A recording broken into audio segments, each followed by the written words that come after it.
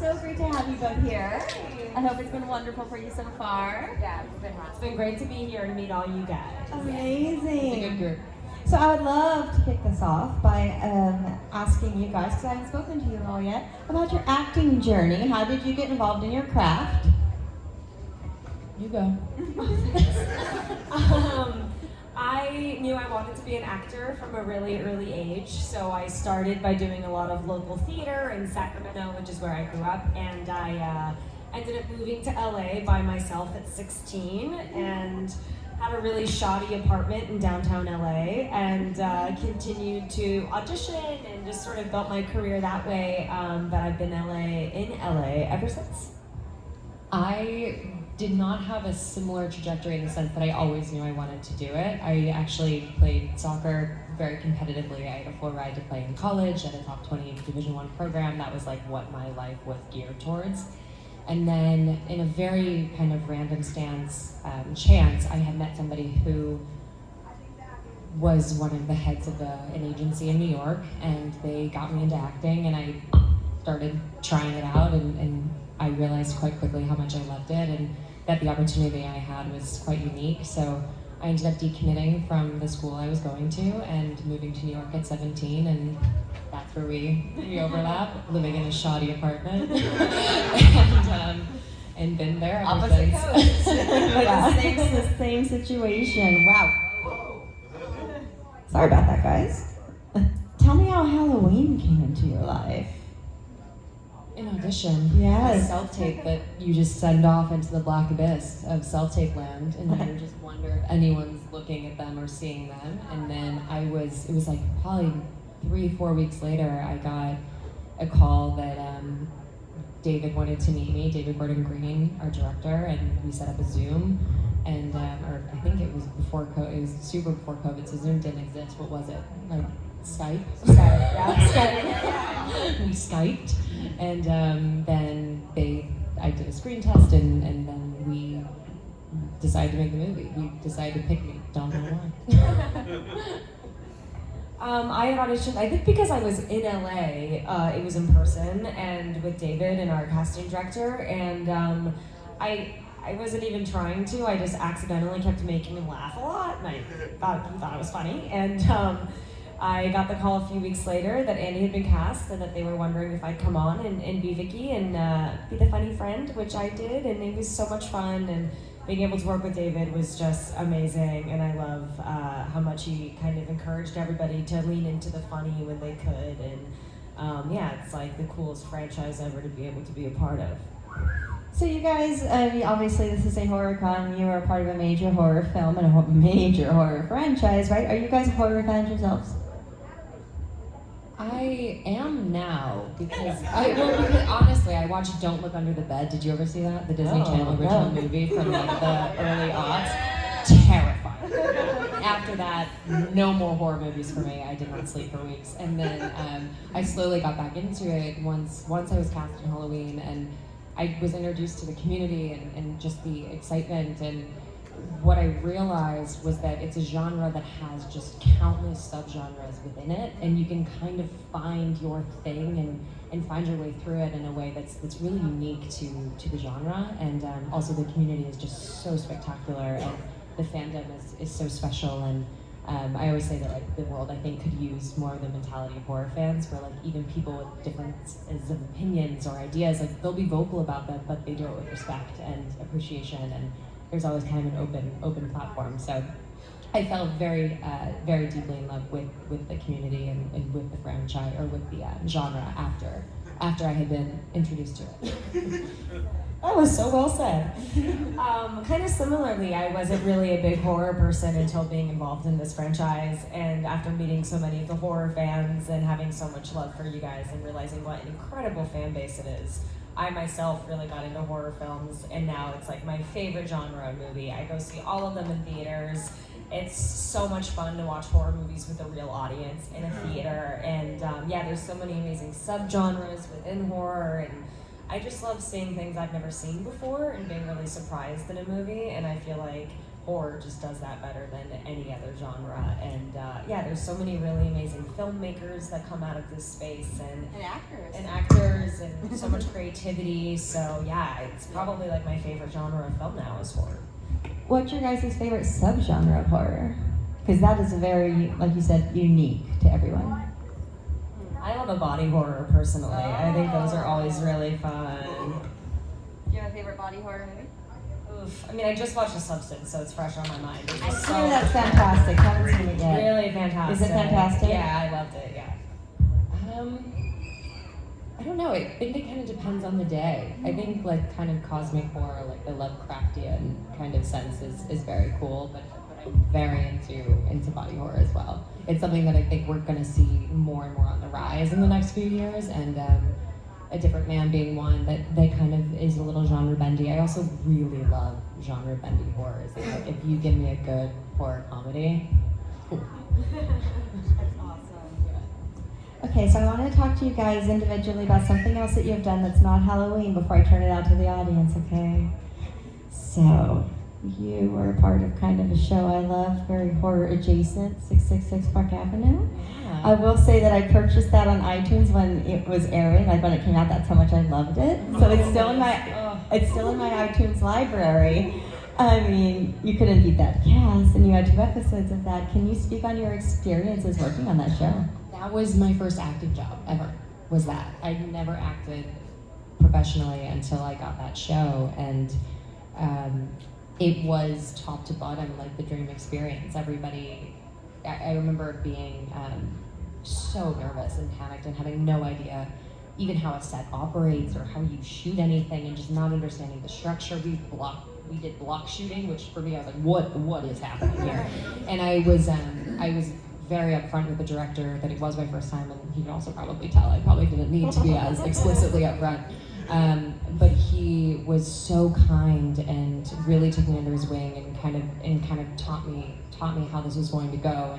And I remember at the end of the day, he was like, just so everybody knows, this is Matichak's first day ever on a set, and we just like want to give her a hand. And they gave me a round of applause and just like made me feel very welcome. And everyone of the cast was so wonderful, and heavyweights, you know, they've been working for quite some time, and they all went out of their way to make me feel comfortable and just show me what the experience was in a real way. That it held a really special place in my heart. I think I had one line. It was like, Shannon, my name. That was your name. I was, for weeks, I was like, Shannon. How many ways can you say Shannon? Yeah, how many ways Lots. can you introduce yourself, right? But it was a fantastic show. Tell me how I die. That's a deep cut. That was a COVID watch for me. Wow. Yeah, so, I had a work from home job, so I got to just play the Tubi all day long while I'm on the computer doing my work from home job. And that was one that was fed to me based on what I might like, and I loved it. Really? Yes, so can we talk about that? Absolutely. That was probably my first horror film that I was a part of. You're one of 5 people, I think, that's seen that movie, so thanks for watching. I was going to come to your table and say, do you have a Tell Me How I Die poster? A real deep cut for me, but it was so much fun. Yeah, it was a really fun premise that I'm kind of forgetting, but I think we all were a part of some drug experiment that allowed us to get visions into how we died, a little Final Destination, which was one of my favorite horror franchises. I love the Final Destination movies. And yeah, it was a really great cast. We had a lot of fun making it. It was like almost all night shoots, which are so brutal. It was twisty. Like you're like, Very yeah. twisty. Yeah. Thank you so much. Yeah, we had a lot of fun making it, and it's always fun. Your first horror movie, I feel like you sort of start to learn the rules of horror and how to play with the audience, and working with some of the blood and the gore stuff is really fun, and I love the special effects side of things too. So that was all really fun to experiment with on Tell Me How I Die. All right, audience questions. Who's got them? I know you do. There you go.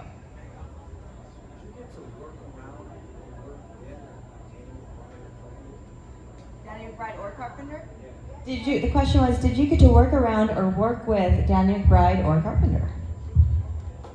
McBride was there a lot during 2018, right?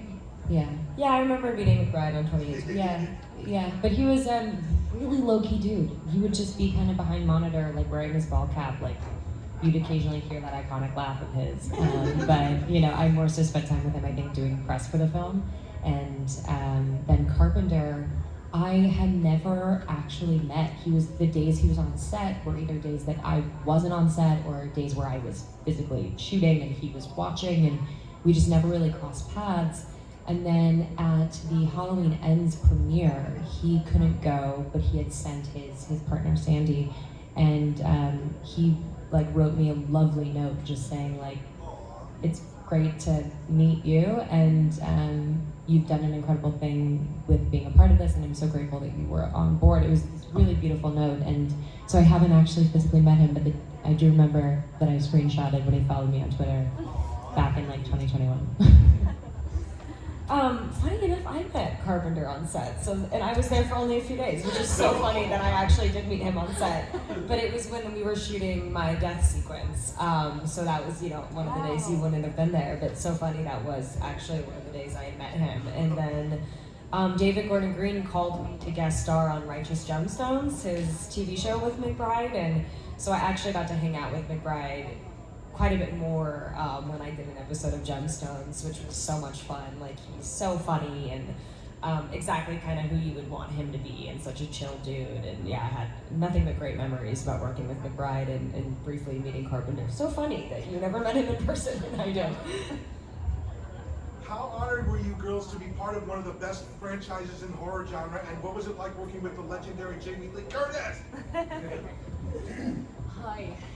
You think you'd get better at talking about it, right? Like after all these years, but it's still impossible to articulate what it means, because like you said, it's one thing to be involved in iconic franchise. It's another to be involved in this iconic franchise with Jamie Lee Curtis, who is this franchise. And she was nothing but perfection. I mean, the way that she gives herself to everybody on set and makes herself available and is generous and kind and open, and her energy dictates the set, and she knows that, and she walks around with that responsibility, and is nothing but kind of mama hen to everybody around. So it's incredibly special, and I still am tongue-tied when I have to think about how to express it. And your birthday was yesterday. Yesterday. Right? Happy birthday! Jamie's birthday. Jamie. Not mine. Yeah, it's such an honor to be a part of this franchise and to be able to say I got murdered by Michael Myers. I'll take it. I never got to share a scene with Jamie, but I got to meet her on set, and going back to Twitter, you know, she did some rewatch where she was commenting on scenes on Twitter, and she shouted me out and shouted out my death scene, and I have it screenshotted and saved forever because it meant so much. Yeah, but she's an icon. She's, you know, the ultimate scream queen, so it's really cool to be able to say, you know, I shared a screen with her. Wow. Who else? I know you got him. Right there in the front. So being, I mean, the iconic franchise that it is, and Michael Myers is, you know, just one of those that'll naturally kind of put fear in you. What was it like? Was there personal fear just being on set with him from, you know, old movies, or just like when you were a kid and there was fires, or did any of that ever come into play as far as really feeling intimidated or fear of him? I remember I had some of that, and to this day, when I open a closet door, sometimes I'm a little like, and just because that's like such a fear of mine, is like opening a door and having someone being right there anyway. And then, you know, James, who plays him, is so big and the nicest guy, but like so physically big, and when he has the mask on and you can't really see his eyes, and it's just very like unnerving. And yeah, having to open the door and then get like stabbed at so many times over and over again created a weird muscle memory for me, where like to this day when I open my closet, I'm a little bit spooked. Traumatized. Yeah. Very fair. The thing that I think works so well with Michael and with the mask is just, it is so blank that you can kind of, everybody in this room can project something else onto him that scares them the most. So I think that's why he can kind of transcend and be so universal in a way that's kind of maybe not with others. And James one of the things that I think also made the role transcend a little bit more in our trilogy, if I may say, is his ability. He took it so seriously and really took his time and did a lot of prep and work. And you know, he would put the mask on. Do you remember this? And he would just like stand off in between takes, like in the shadows over there, and you just kind of like forget, and then you'd be like, "Oh, James, take off the mask." So those were probably the scariest moments on set, were when you were finally cut and not paying attention, and then James G. Courtney is just hulking in the back with his grimace. And right behind. Yeah, well, firstly, I wanted to say, Virginia, your scene is like new school iconic. Hugely. Honestly, it is awesome. Very memorable. But I'm from Wilmington, and Kills filmed there. I got to do background for it, which was awesome. But I know you guys filmed in South Carolina too. How did you feel in these smaller towns filming? Did you have a good time? Did you enjoy the town? Were people nice? I loved it. I mean, you got Charleston. We were so mad that David had to kill you all. We were like, why did you do this? Why did you cast such wonderful people that we just want to spend all of our time with? And thank God that Drew, the kid that played Oscar, is actually from Wilmington. So we got to see him quite a bit when we were there, and luckily we had Dylan for that. But the towns were fantastic. I mean, Charleston was so fun, and I'd never been. Had you? It was my first time in Charleston, but that's where we did Gemstones as well, so I ended up spending some time there. And yeah, great food, great hospitality, beautiful city. I totally fell in love with Charleston. Yeah, and Wilmington to me was controversial, may have been my favorite of the three. It's just such a lovely town, and the people were so kind and so open and so game, and it was a good energy. Savannah was awesome. It's kind of like Charleston meets New Orleans in one, and spooky and cool, and I loved it. Thanks. I want to attend LA Film School. I know you guys auditioned at a young age. What do you recommend for me to do? To prepare? Yeah. Question was, what do you guys recommend for a young actor to do to prepare to audition for LA Film School? I met him earlier, so I believe it's directing, correct? Yeah. For filmmaking. I'm honestly not versed in the path for a filmmaker, or for directing, but I would say just like you did. I mean, you made your first movie. It sounds like it went awesome, and you have that now, and just keep making your own work and kind of staying true to what your vision is and settling into it and not really trying to be something other than you. One of the things Jamie had said to me that is still the best piece of advice I've ever received is just be where your feet are. Like, don't try to be anything else. Don't reach and try to adjust yourself to accommodate other people. Just kind of be settled. And especially as a filmmaker, when you're the one with the vision, just settle into that and trust that and do what you want. And it'll be palpable when you make those submissions and keep working. I think that's really great advice, what Andy just said, and I would echo the same sentiment of like, you've made your first film, you're making your second soon, right? You know, continue to go, and I know you have it on YouTube so people can find your work and see your work and sort of begin to grow your audience, and you're never too young to start doing those things. I mean, I moved to LA at 16 without a plan B, dropped out of high school, like I had to make this work or I had nothing to fall back on. And in some ways for me, I think that was a blessing, because if I had a strong plan B, I would have quit so many times, but because I didn't have the option to quit, I had to keep going. And I just think it's always important to remember that it's a long path and it's a hard path, but you know, stay where you are, you're passionate, you're a talented filmmaker, and just, you know, don't forget that. Thank you guys. I appreciate it. He was shocked when you ladies said that 16 and 17 that you started. He's like, I'm 15. Yeah. So Next year, there you go. Yeah. Sorry, Daddy's moving to a coast. Yes. Just wondering if there was like any funny moments on set that you could talk about? And funny moments on set. And offset. I think one of the best days. Both. Yeah, one of the best days I went to on set was when you and Julian were doing the scene where you were watching TV, and the two of you were just like going at each other, and we were all dying behind monitor. I would say that was probably a standout. Yeah, Julian was so funny, and as I'm sure most of you know, that was mostly improv, and David just kind of gave him the direction to like insult me, and he just like roasted my entire life, where I left being like, oh my god, I think I'm broken. This kid saw right through me, all my insecurities. But he was hilarious. It was just such a funny string of improv, and yeah, he was like amazing. The clipping my nasty ass toenails line, he just came up with that, and it was iconic and hilarious.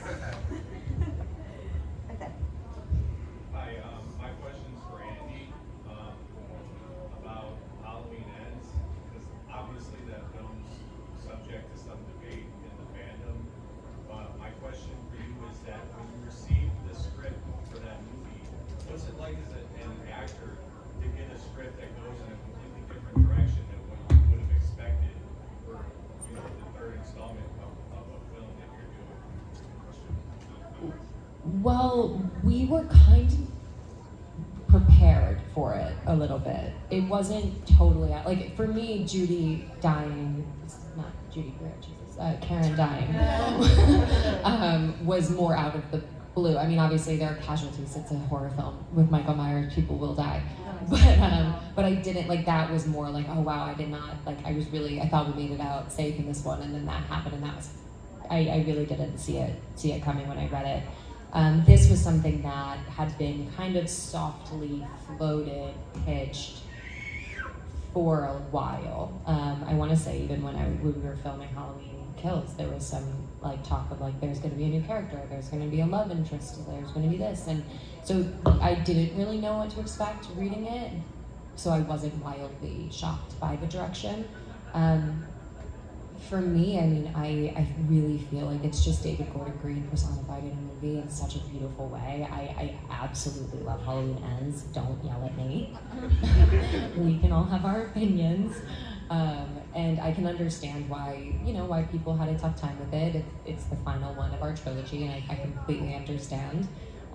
But I will say it's a stamp that we haven't seen before. It's a standalone movie out of all of them, including all of the ones that have come before us, that is unique and different. And I do think it's going to age really well. And Rowan Campbell had such a hard role to come in to this iconic franchise, to the third installment, and have to do what he did. And he, took it on the chin and did nothing but incredible things with the role, and afterwards being such a champion for the film and being so engaging with the fans. And it's a film that I personally love, and filming it was so special because it was like senior year as well. So it was, a lot of fun, and I think it's gonna be a movie that ages really well. And I think that people need some time and space. I can understand, but in like 5-10 years, people are gonna be amped when they get to look back and be like, wow, I get to live my Michael Myers fantasy through this kid Corey. Like I get to enter into this in this other vantage point, which is very cool. I'd also add to that, don't yell at me either. It was my favorite of the trilogy. Same. Yeah, I really loved Ends. I thought it was like, I loved the love story. It felt like an indie romance movie, like thrown into the middle of this horror franchise. I thought Rowan was fucking incredible. I thought it was a really beautiful end of the franchise. I loved it. So what projects are you guys working on now? Or in the future? I just got off a movie and I was in Brisbane for 6 weeks. We got home on Sunday, so I'm still jet lagged. Wow. But that was really fun. It's a horror film, kind of like a Jaws, like a creature feature. And then there was a movie called The Breed that came out like 20 years ago. It was a Wes Craven movie. And we did basically like a spiritual sequel to that 20 years later, earlier this year. So that one was crazy fun. It'll be out next year. And then I've got a movie called Fuck, Marry, Kill that comes out in like 2 weeks. That's a horror comedy, so that one's really fun. What was your favorite kill throughout the entire franchise? Favorite kill in the franchise?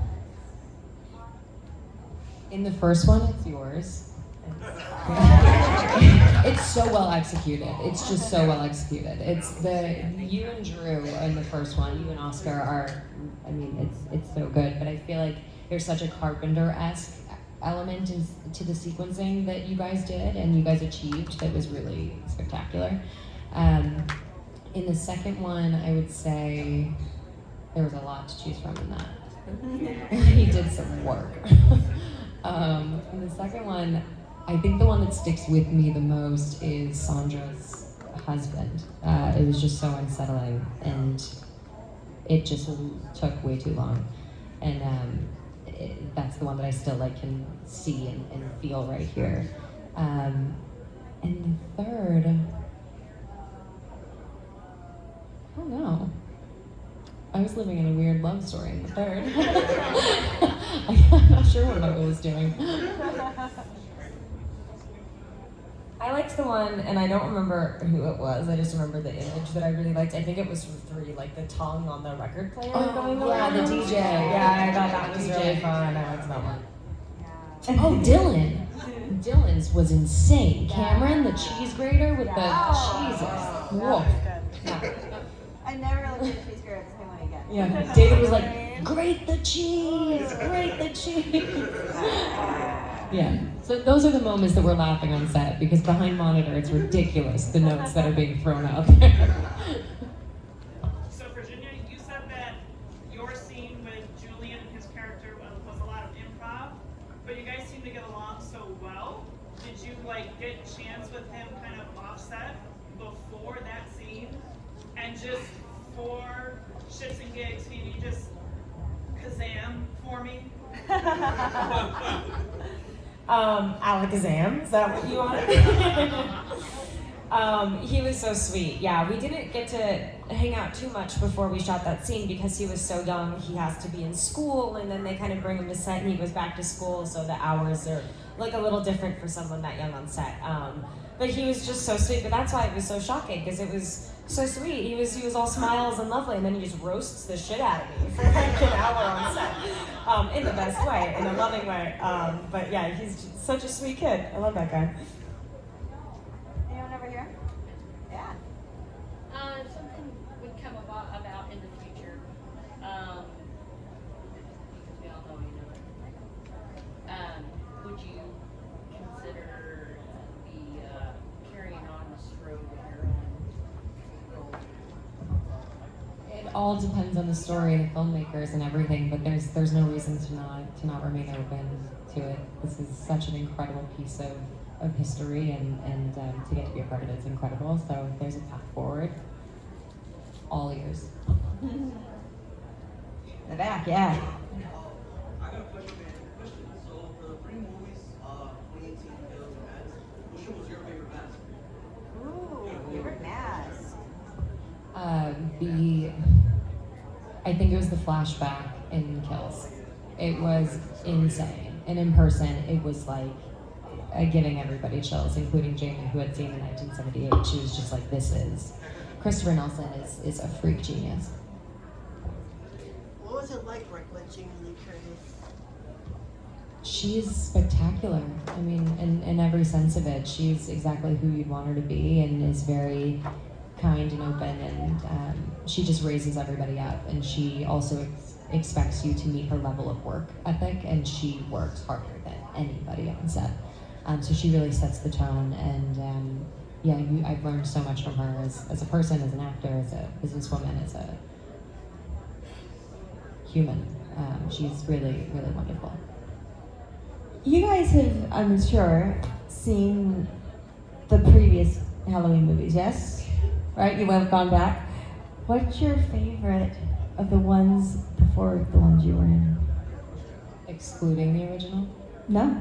Any and all. Yeah? The OG. Yeah? It's a great film. Okay, now exclude the original. Now exclude the original. Including part 3, if you want. You know what I mean? I'm just saying, all of them. Have you seen them all? I haven't seen all of them. I haven't. But I've seen a good amount. We need a watch party. Yeah, we need a watch party. I think that where I would go after that, 2 is 2. It's Carpenter, so it just, it's still in the vein and with Jamie. I really like Season of the Witch. Again, now you can understand why I like ends. Right. It's something off the cuff and different and interesting in a way that's, not your typical formula. Definitely. What about you? I mean, to be completely honest, I've seen the first and then the last 3. So my knowledge is a little limited when it comes to the stuff in the middle there. But so yeah, the first is just, I think, a beautiful film. And then I really like Ends.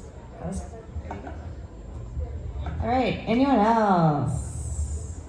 Oh, yeah. Okay, since you went in, what was your favorite out of all of the whole franchise that you wish you were in?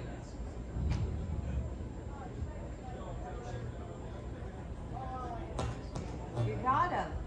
Stumped him. Stumped it. Okay, sorry. Deep thoughts. Summer, what was the question? Favorite scene that you weren't in, that you wish you'd been in, Yeah. right? Yeah. Right? Right. In the whole franchise, In the whole right? franchise. Yeah. Sorry, you said that way better than I did. I mean, you know, Vicky died so early on, so like any other scene would be cool for maybe I'd take it. But I think you know, going back to Ends, in what you were saying, Andy, about being able to really imagine yourself as Michael Myers through the character of Kukori, is that the character name? I mean, I think that was just like a great role to be in as an actor, and I think what he got to play with in Ends was so much fun for an actor. What Rowan was able to do, that would be a blast. A fun fact, Ginny, you were with me in Halloween Ends. Allison did a real weird thing, and she stole your pants after you Off died. my dead body. Off your dead body, the pants you died in. And I wore them in one of the scenes, I think it was the scene with Kyle and Jamie at the beginning of the movie, where we're just like talking about something as she's carving a pumpkin in the kitchen. I was wearing your jeans. So cute. You weirdo. Little weird. Wild thing to do, but cute. You heal in certain ways, and everybody processes grief differently. You just wanted something to hold on to. Yes. My question is, if there was another legacy horror franchise that you could be cast in, what franchise would it be? I want to be in Saw. I love the Saw movies. I want to have a really crazy, fucked up death in Saw. That's what I want for myself. What would your trap look like? Oh my god, that's a I don't think I could possibly come up with someone that would do the Saw franchise justice off the top of my head. But yeah, I would just love like a super creative, wild death in a Saw movie would be awesome.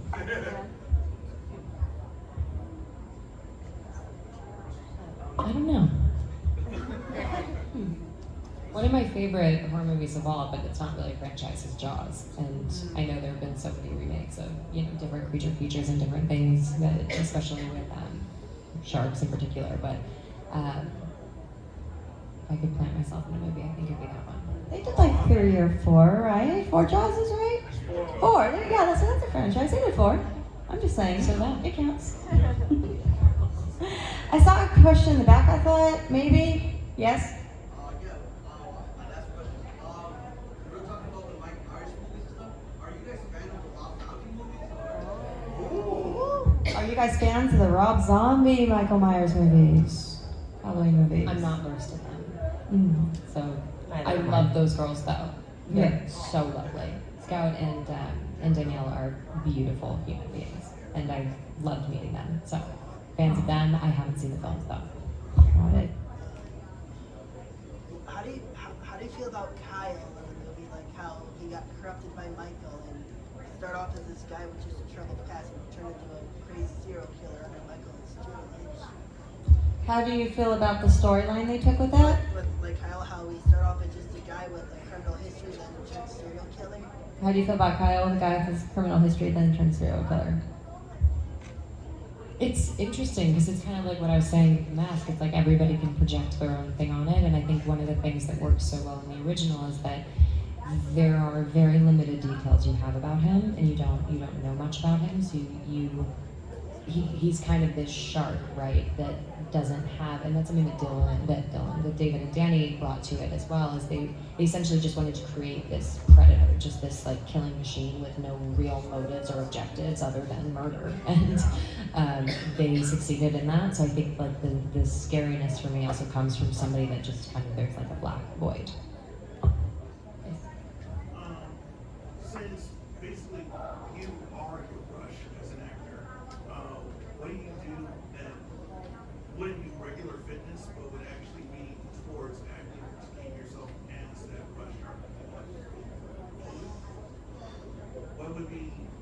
your training regimen that isn't just keeping in shape, but actors need to do this?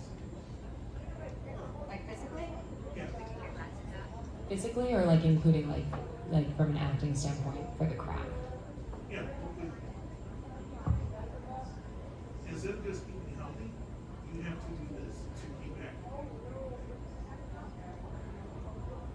We were just talking about this. Like, for me, it was fill out my life in a way that was real, because acting is really challenging and the path is really windy, and you'll have moments of a lot of work and then moments of quiet. And in order to be happy in those moments of quiet, kind of finding a life for myself outside of it was something that was really important, and gave me longevity. But there's also the fact that, like, to keep tight as an actor, like working and working in classrooms and having your groups and doing self-tapes and just working on material, reading scripts, all of that.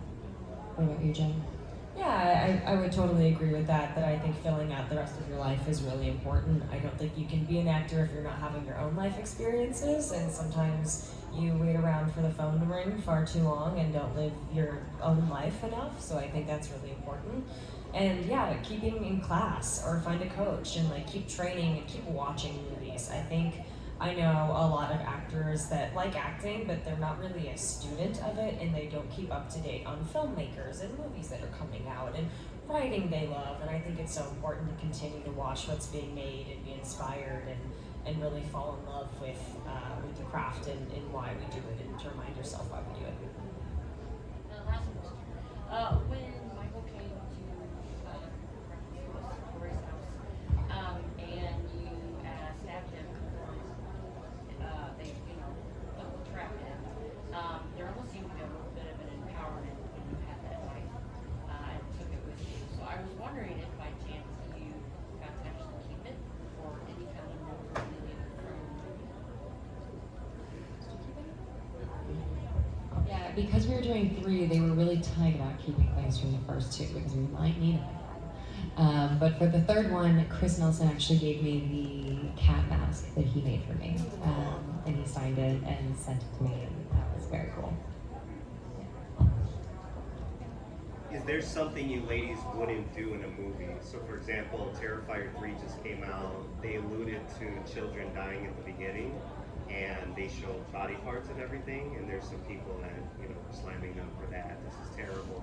Is there, in terms of a horror movie, is there something that you wouldn't be in because of a certain action or certain premise, for the film?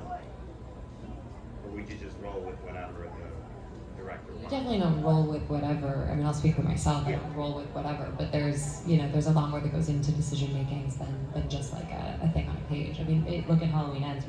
David killed a kid pretty brutally in the first 5 minutes, in a pretty visual way, and. We got it coming. Sorry.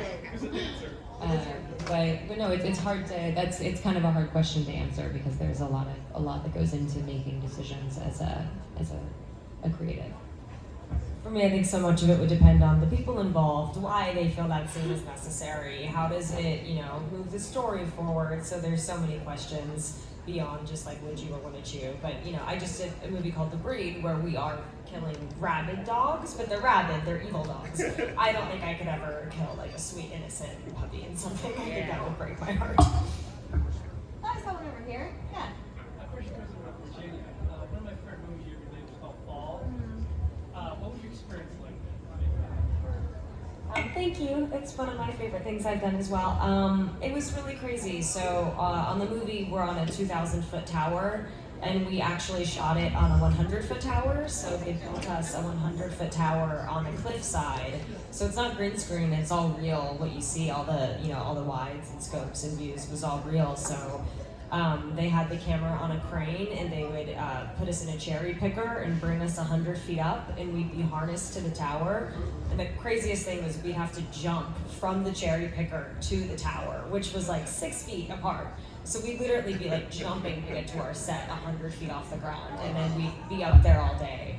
And we had a pulley system where they'd pulley us water and they'd pulley makeup up there for us, so we'd do each other's touch-ups on top of the tower. So it was just like a crazy experience. But I love stunt heavy work. I love the adrenaline rush, and it's really fun. Everything is CG nowadays, so it's really fun to be able to make something with all the practicality that we had in fall. You were really up there. So you were really up there. Wow. Okay, didn't know that. Things I learned today. Yeah, I assumed it had to be CG. Right? No? Oh my. It was wild. I never had a fear of heights before making that movie, but after being trapped so high up for so long, I now have like a little bit of a thing with heights. How long did you guys film it? Sorry? How many days was it? Probably 20 days. In the middle of COVID, It was too. during COVID, I remember. Right in the middle of COVID, so it kind of worked because it was only 2 girls at the top of a tower outside. So it actually was like as COVID friendly of a movie as you could have made during that time. But it was before the vaccines, before we really knew like anything about COVID at all. It was like smack in the middle of it. So kind of piggybacking off of COVID, what was that like between Halloween and Halloween Kills, with the movie supposed to be coming out and then it had to kind of be waiting and put on hold? What was that like? The thing that was great is we had the script already, and Rowan was cast. So, I mean, Rowan and I became genuine friends, and I think that was palpable in the film as we were able to actually like connect as people and kind of work and just get to know each other and have the lag time of prepping for that long of a time. That's the beauty of having time to prep, but also the downfall of having time to prep. You can prep a thing to death a little bit. But David did a really wonderful job of kind of, also that David and Danny just changed the scripts constantly. You are getting new drafts all the time. I think Gemstones, they even said that they're like 60 drafts like for one episode is like their record. They always kind of keep you on your toes, but it was kind of lovely, and also not for nothing, it's a huge part of my life, and I love this franchise so much, and I love working with these people so much, and getting to extend it for an extra year, I don't care. I get to hang out with everybody a little bit longer. How do you feel about Kills having to, this is the question I thought you were asking, but that it got pushed and it came out streaming at the same time as the theatrical release? Were you concerned about that? I was happy that we still had a theatrical release. That was important. Is like having it be in theaters, like to what Virginia was saying, like being able to sit there as a community and watch a horror film, especially Kills. That out of all of them should be on the big screen. Like that should be experienced. I mean, it's a Michael Myers action movie. It should be seen in IMAX. Okay, last one. What was it like working with Nick Castle and James Jude Courtney as Michael Myers? Nick Castle and James Jude Courtney. We talked a little bit about James earlier, but we didn't talk about Nick. Nick had a cameo in the 3rd movie.